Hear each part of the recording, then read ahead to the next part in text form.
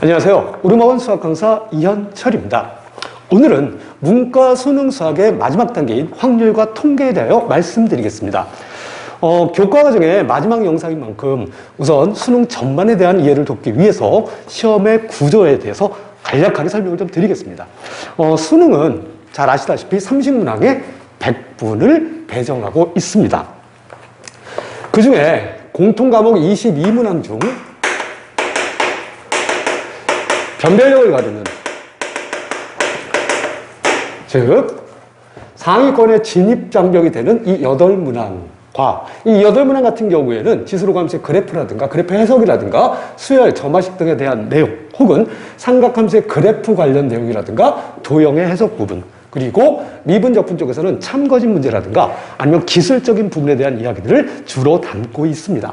이렇게 해서 우리가 생각하고 연습해야 되는 문제들로 구성이 되어 있고요. 그리고 확통은 이러한 점수 분포를 나타내고 있는데, 기본적으로 누구나가 풀 수 있는 단순 계산 문제들이 어느 정도 포진을 하고 있고요. 그 다음에 제가 강조하고 싶은 부분은 바로 이 부분입니다.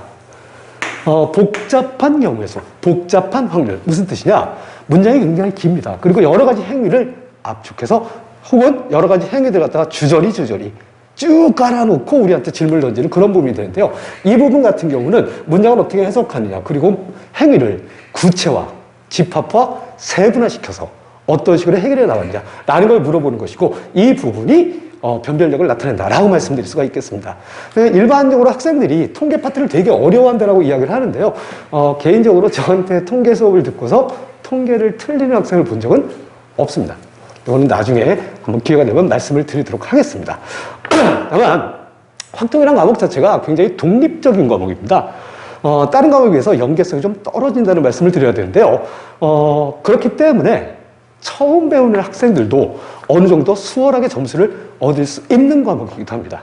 어떻게 공부하느냐에 따라 다르긴 하겠지만요. 즉 3, 4등급 학생들도 용어 정리만 제대로 돼 있고, 그리고 적절한 공식을 적절하게 사용할 수만 있다면 쉽게 점수를 딸 수 있는, 그래서 상위권의 학생들과 큰 차이가 나지 않게 만들 수 있는 과목이 확률과 통계다라는 말씀을 드릴 수가 있겠습니다. 다만 이 부분이 정리가 되지 않고 일로 들어가는 것은 개인적으로 저는 금하고 있습니다. 왜냐하면요, 이 부분이 정리되지 않고 일로 들어가게 되면은 조급함이 생깁니다. 확실하지 않은 상태에서 계속해서 충돌이 벌어지고, 그렇게 되면은 시간을 좀 낭비하게 되는 경우도 생길 수가 있기 때문이죠. 일단 이 윗부분에서 모든 것을 잡아내고, 그리고 천천히 들어가도 이 부분을 잡는 시간이 별로 안 걸린다는 점 알아두셨으면 좋겠습니다. 어떤 식으로 구분을 해서 우리가 설명할 수 있냐면요, 6월 모의고사하고 9월 모의고사를 문이과 기준으로 해서 1등급 컷을 갖다 좀 살펴보면요, 90, 81, 70, 56, 이것이 문과 학생들의 등급 컷이었고요. 이과 학생들의 등급 컷은 85, 77, 그리고 66, 52 이렇게 구성이 되어 있습니다. 자, 그리고 9월 모의고사를 살펴보면요, 88, 79, 그리고 69, 55 이렇게 구성되어 있고요. 이과 기준으로 살펴봤을 때는 85, 75, 65, 52 이렇게 되어 있음을 알 수가 있는데요. 살펴보시면 아시겠지만은 이과하고 문과의 등급 점수 차이가 한 문항 또는 두 문항 정도로 구분이 되고 있죠. 확률 통계는 그런 식으로 일반적으로 이과 학생들의 선택 과목보다는 좀 더 수월하게 점수를 받을 수 있는 과목이다. 반드시 기억해 두시기 바라겠습니다. 자, 전체적인 흐름을 좀 살펴보면요. 앞선 영상에도 말씀드렸지만은 일단 수학 3과 수학 하는 수원과 수투를 잡아내는 근간이 되는 부분이고요. 그리고 이 아이들이 일부분이 수투에 영향을 끼치게 됩니다. 그리고 여기까지가 저는 수능의 완성이다 라고 말씀을 드렸던 이유가 좀 전에 말씀드린 대로 확률과 통계 파트 같은 경우에는 독립적이다. 그리고 짧은 시간에 정리할 수 있기 때문이다 라고 말씀드릴 수가 있습니다. 다만 영향을 아예 받지 않는 건 아닙니다. 수학 하에서 집합이라든가 명제라든가 아니면 함수 등등의 영향을 받기 때문에 이 부분의 정리가 되기 전에는 이쪽으로 들어갈 수는 없습니다. 자, 그리고 나서 그걸 고스란히 갖고서 확률로 연결이 되겠고요. 그 확률과 적분이 섞여서 통계로 넘어가고 확률 밀도 함수라든가 정규 보곡선을 다루는데 사용이 된다. 이렇게 알아두시면 되겠습니다. 이런 식의 내용들을 담고 있는 확률 통계는 내용을 살펴보면요. 여기서 이제 보시는 바와 같이 새로운 용어들이 굉장히 많이 나와 있죠. 이 용어들을 갖다가 여기 적혀 있는 걸 우리가 일반적으로 사용하는 용어로 전환을 하는 것이 굉장히 중요하다는 말씀을 드릴 수가 있겠네요. 자, 실제로 문제가 어떻게 출제되는지 좀 살펴보면요. 작년 수능 문제를 갖다 하나하나 다 짚어보면서 말씀 좀 드려보겠습니다. 첫 번째 문제 같은 경우, 23번 문제 같은 경우는 대표적인 그냥 이항정리 문제가 되겠죠. 그냥 공식만 알고 쓱 집어넣으면 답이 나오는 거기 때문에 뭐 이런 문제에다가 신경을 쓰실 필요는 없을 것이라고 생각이 됩니다. 두 번째 문제는요. 대표적인 이항분포 역시 공식 문제가 되겠고요. 그리고 이쪽에서 별량의 전환이라는 부분이 살짝 추가를 해주면 그러면은 이제 이 문제도 누구나 손쉽게 풀 수 있는 그런 문제다라고 알 수 있습니다. 자, 다음 문제로 넘어가겠습니다. 자, 이제부터 슬슬 뭐가 나오기 시작을 하느냐? 조건문이 나오기 시작을 합니다. 이러한 조건문을 아까 말씀드린 대로 어떻게 구체화하고 세분화해서 나열해서 표현해 볼 것이냐. 이런 부분들을 이제 저와 함께 연습을 하게 되겠습니다. 자, 다음 문제로 넘어가세요. 확률 문제의 대표적인 케이스가 되는데요. 자, 여기서 이제 문장 해석에 대한 이야기가 나오는데요. 여기서 끈어이가 되는 이유가 뭐뭐 할 때라는 말이 나오는 게 이 앞부분이 전체를 의미하는 거고요.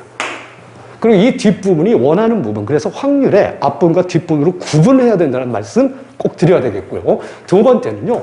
뭐뭐거나 뭐뭐라는 말을 들으면서 이게 합집합과 관련된 내용이구나. 그래서 이런 식으로 수하가 관여를 하는구나 라고 생각을 해주시면 되겠습니다. 자, 다음 문제로 한번 넘어가 볼까요? 예, 굉장히 길게 나왔습니다. 대표적인 통계적 추정 문제인데요. 아까 말씀드린 대로 이 부분만큼은 나중에 제 수업을 들어보시면 확실히 이해하실 수 있을 거라고 생각을 합니다. 자, 28번 문항. 여기서부터 이제 조금씩 난이도가 좀 높아진다고 볼 수 있지만, 그럼에도 불구하고, 다시 한번 말씀드리지만, 구체화 작업을 통해서, 그리고 시역의 원소의 개수 따위에 해당하는 함수론이 좀 추가가 된다면, 이 문제를 해결하는데도 큰 무리는 없을 것이고, 이런 것들은 연습을 통해서, 다시 한번 말씀드리지만, 많은 종류의 문제들, 아이들이 충분히 익숙하게 만들 수 있는 그만큼의 문제를 갖다가 저와 함께 다뤄 나갈 것이다 라는 거 잊지 않으셨으면 좋겠습니다. 자, 그 다음으로 넘어가서요. 이제 확률 밀도 함수에 관련된 이야기가 나왔고요. 확률 밀도 함수의 성질, 특징, 그리고 확률 밀도 함수의 연산까지요. 이런 식으로 자체 성질을 물어보는 확통 고유의 영역이다라고 생각을 하시면 되겠습니다. 역시 이 부분은 용어의 정리 부분으로 해결이 가능하다라고 말씀드릴 수가 있고요. 이제 마지막 문제가 되겠죠. 이제 아까 말씀드린 대로 복잡한이라는 말씀을 드렸는데요. 문장 자체를 살펴보면은 뭐라고 설명이 나오고 어떤 행위를 해가지고 어떻게 되면은 무슨 행동을 하고 어떻게 되면은 무슨 행동을 하는데 그래서 이렇게 될 때, 아까 말씀드렸나요? 끊어일고 주고, 그 다음에 뒤에 있는 어쩌고저쩌고를 구하라. 바로 이런 문제들이죠. 이 문제를 갖다가 학생들이 처음부터까지 다 읽고, 이렇게 해야지 하고 진행하는 것은 거의 불가능에 가까운 일이죠. 예, 이런 문제들을 눈에 보이게끔 도식화시키고 구체화시켜서 알려드리도록 하겠습니다.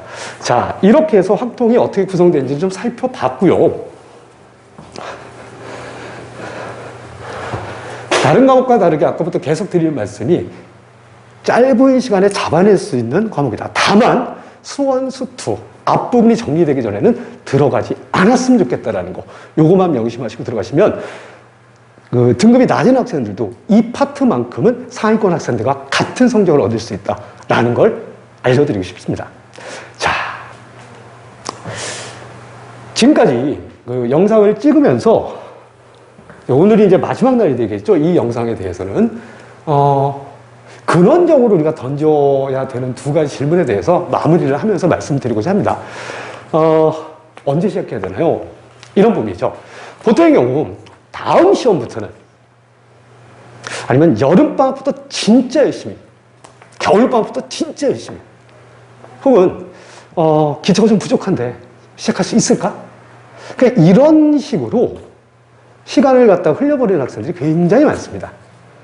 지금 당장 시작해야 됩니다. 지난 4, 5년 동안 나중에라고 선택한 결과가 현재 학생들의 모습을 만들었던 것입니다. 지금부터의 선택이 아이들의 미래를 결정짓는다는 걸 알아주셨으면 좋겠습니다. 윈터스쿨 등으로 시간을 낭비하지 말아야 됩니다. 2월 중순이면 이미 모든 준비가 끝난 학생들이 출발선에 대기하고 있습니다. 심리적으로 굉장히 쫓기게 되겠죠. 시작의 시작부터 끝까지 상위권이 되기 위한 기초를 아주 튼실히 잡아두겠습니다. 차곡차곡 쌓아가기만 하시면 됩니다. 두 번째로요, 얼마나 해야 될까요? 라는 질문입니다. 수학은 굉장히 중요한 과목이다, 이런 얘기들 많이 합니다. 그래서 하루에 4시간, 5시간, 그렇게 공부하면요, 다른 과목 공부할 시간이 없어 수능을 망치게 되겠죠. 물론 방학 때는 얘기가 좀 달라질 수도 있겠지만요. 하지만 한 가지 원칙만큼 있어야 되지 않을까 싶은 겁니다. 확실히 할 때까지 해야 됩니다. 한국어를 할 수 있는 학생이라면 누구나 알아들을 수 있는 수업을 준비했습니다.